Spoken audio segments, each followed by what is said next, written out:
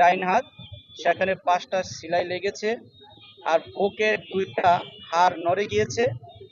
তা আমি 29শে আগস্ট প্রাথমিক চিকিৎসা নিয়েছিলাম কাকরাইল ইসলামী হাসপাতাল। ঝুঁকিপূর্ণ কারণে সেখান থেকে ঢাকা মেডিকেল আমাকে রেফার করে। ঢাকা মেডিকেলে চিকিৎসা দেওয়ার পর যখন আইসিইউ না থাকার কারণে আমাকে গণস্বাস্থ্য হাসপাতালে রাত্রে 2টার মধ্যে পাঠিয়ে দেওয়া হয়। গণস্বাস্থ্য হাসপাতাল থেকে আবার উন্নত চিকিৎসার জন্য ঢাকা মেডিকেলে 4 তারিখে আনা হয়। আমি 4 তারিখে আসার পর 4 তারিখে যখন ঢাকা মেডিকেল আনার পর লিফটের 2 ওয়েস্ট কেবিনের 2 নম্বর রুমে আমাকে রাখা হয়েছে।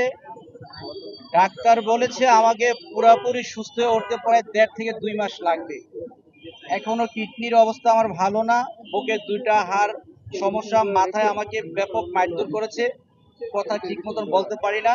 তা আমি চাই যে আসামিরা আজকে শুধু আমাকে আঘাত করে নাই, আমার চোখের সামনে আমি দেখেছি সাংবাদিক ভাইদেরকেও রক্তাক্ত করেছে, সাংবাদিক ভাইদেরকেও পিটিয়ে মাথা থেকে রক্তাক্ত করেছে।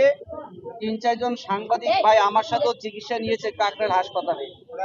যারা আমাকে হত্যার উদ্দেশ্যে 30 থেকে 40 জন যে হামলা করলো, জিএম কাদেরের নেতৃত্বে আর শামীম হায়দার নির্দেশে যারা যে আমাকে হত্যার উদ্দেশ্যে হামলা করলো, অতি দ্রুত তাদেরকে আমি গ্রেপ্তারের আওতায় এনে শাস্তি দাবি জানাচ্ছি।